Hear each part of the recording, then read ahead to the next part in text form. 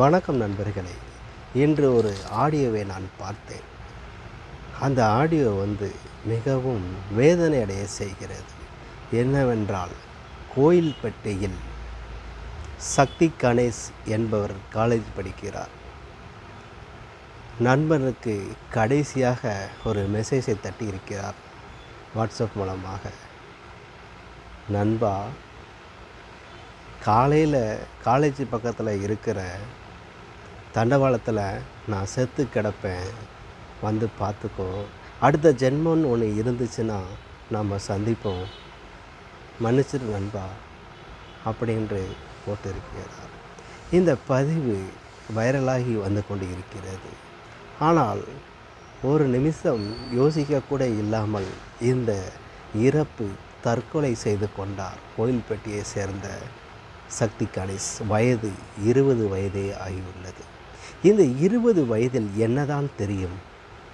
உலகம் தெரியுமா? வீடு தெரியுமா? இந்த நாடு தான் தெரியுமா? சமூகம் தெரியுமா? என்னதான் தெரியும்? என்னதான் விழிப்புணர்வு உண்டோ? கடைசியில் காவல்துறை தெரிவிக்கிறது என்னவோ காதல் தோல்வியால் மனவேதனையில் முடிவு எடுத்திருப்பார் என்று முதல் கட்ட பதிவில் வந்துள்ளது.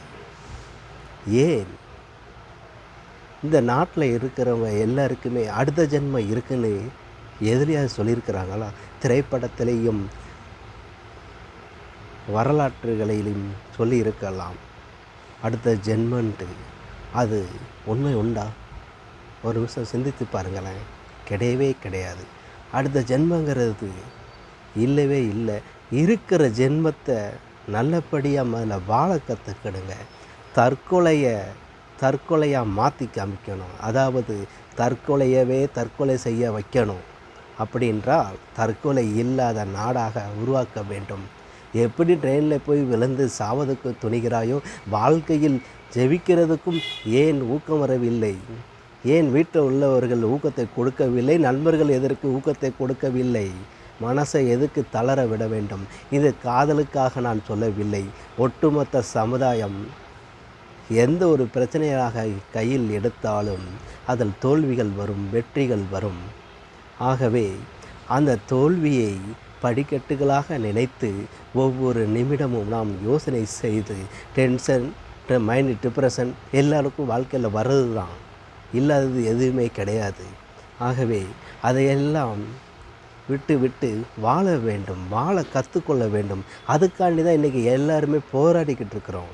அதை முதல்ல புரிஞ்சுக்கிடணும். இன்றைக்கி யார் காப்பாற்றுவா உங்கள் குடும்பத்தை? கொஞ்சமாவது யோசனை இருந்துச்சா? அந்த வாட்ஸ்அப் மெசேஜ் போடும்போது கூட யோசிக்கலையே.